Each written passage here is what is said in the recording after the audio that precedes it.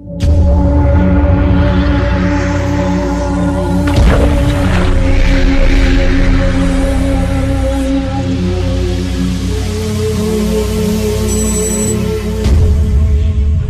components to Apefoo training is to maximize your strength. I sped the video up here to save time. In reality, perform the exercises in a very slow, controlled manner. I focused on 3 exercises: the clean press, deadlift and chest press. My maximum weight is 80 kilograms. Go for your maximum and try your best. I'll commence my training with an excellent cardiovascular activity in skipping to warm the entire body up and get the blood pumping. My aim is to make my warm-up no longer than about 10 minutes to ensure that I have enough time to break into a sweat and I could mix in some basic maneuvers. You could just do jumping if you don't have access to a skipping rope. Once warmed up, swiftly into doing push kicks with each leg while doing the jab and cross move. Ensure that your knee goes to your chest and extend from there to generate full power. Consecutive flying side kicks represent a very good challenge for my entire body. It really pushes me to my extremes and will be a drill I'll be using constantly throughout this training session today. I'll basically focus on doing the following kicks: the side kick, the roundhouse kick, spinning back kick and the hook kick and flying kick.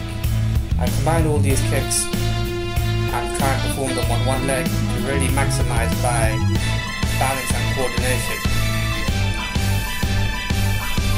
You want all your limbs to have the same level of control. Therefore, you must really focus on doing the movements separately at first. The aim here is to get good control, good form and good exercise technique, and not necessarily speed. Or before performing the flying side kick in succession, to completely exhaust and tax my body out and push it to its absolute limitations. As you can see, it's having a very big demand and impact on my entire body. And it's really tested my physical results. It really represents the ultimate challenge for me. My preferred weapon of choice is the staff, as it provides an excellent range and is extremely enjoyable to use. Learning to master a weapon is a great asset and will add another dimension to your training. Effectively using the staff requires the same body mechanics as punching, so ensure that you twist and follow through appropriately. I know over time I'll practice and improve, which is why I always focus on improving and keep my motivation high. Be patient and understand that all the time improvement is inevitable. The training brings you to your ground, spring back up and be prepared for action. Here you see me practicing the flying side kick again while I'm holding a staff. When I'm using the staff, I try to make the activity as fun and engaging as possible. I really try to stimulate myself. Now, when you're practicing your kicks, it's always a good idea to aim towards a tree, a wall, or post or something like that, as this will protect your joints from harm and will allow you to become more adept towards aiming towards an actual target. Twist and ensure that you get your full body behind each track that you perform. Focus only on speed once you have demonstrated the capability of carrying out the action in slow motion. Mix it up and keep it interesting and engaging, and aim to stay sharp and responsive. Ensure that your kicks are always smooth. Next, I'll be moving into the washing line practice.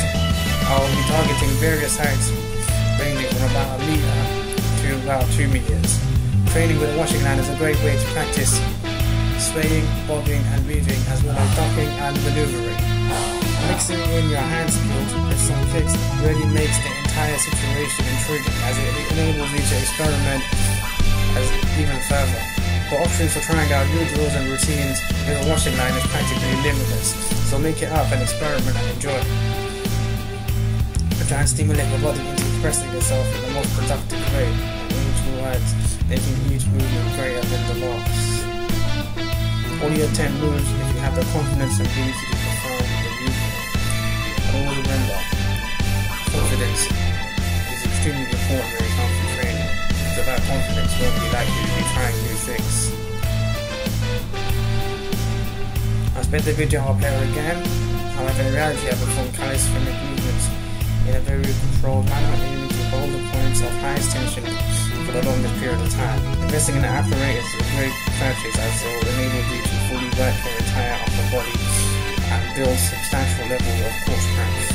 Compulsory component for anyone carrying out any form of physical activity or sport. Be finishing off with some bag work prior to stretching. When working the bag, I focus on implementing the jab, the cross, uppercut, hook and elbows, as well as the back fist. I'll also mix in some kicks, but I don't want to damage my back, so I don't want to strike the back fully with my kicks. However, it still represents an excellent tool for removing the end impacts of my strikes and representing a solid target. Completely ensure that you punch the bag and twist through your hips, engaging your core. Keep your guard raised for the entire motion and never ever get sloppy. Mentally stimulate a real life environment in your brain so that you always have this mindset. Always remember to train each of your training sessions as if it's your last. This will fully enable you to get the most out of your entire session. So when racking the bag, you want to keep moving as much as possible. You never want to be standing still. You always want to be trying to experiment and do new things and really go for it when you can.